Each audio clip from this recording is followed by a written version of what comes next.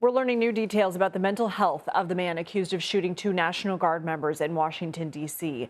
Emails sent by a caseworker who helped Afghan refugee families reveal the 29-year-old suspect had been struggling with mental health issues and would often isolate himself for weeks on end. Last year, the caseworker wrote he had, quote, not been functional as a person, father, and provider. One of the shooting victims, 20-year-old Army Specialist Sarah Beckstrom, was killed in last Wednesday's ambush.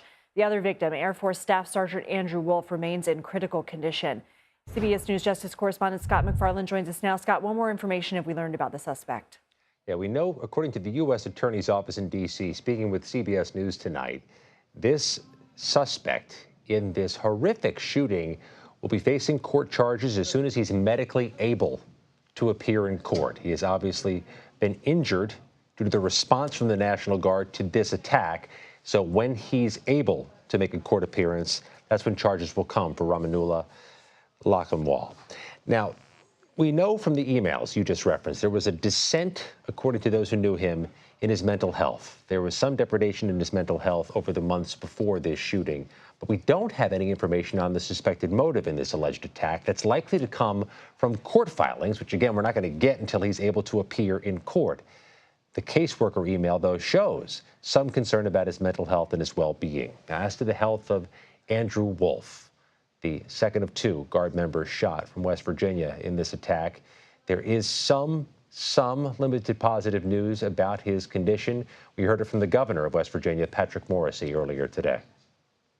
We did have some positive news that we were told that Andrew was asked if he could hear the nurse who asked the question to give a thumbs up, and he did respond. And we were told that he also wiggled his toes. So we take that as a positive sign. When this case is finally brought to court, Lindsay, this will be a prosecution at the federal level by the U.S. Department of Justice. What happens next? Now, it's possible the Department of Justice seeks early on, Lindsay, to prepare this as a death penalty prosecution. In the federal system, you can try to trigger the death penalty threshold through the criminal case, ultimately through the sentencing of a defendant. It's way down the road, but the Department of Justice has indicated this is a high-level case that could go to death penalty stage. Scott MacFarlane, thank you.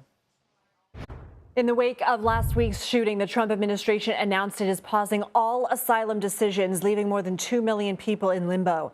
The suspect in that shooting was granted asylum back in April after being brought to the U.S. from Afghanistan in 2021 as part of Operation Allies Welcome. In addition to pausing asylum decisions, the Homeland Security Department has indefinitely paused the processing of all immigration applications filed by Afghan nationals.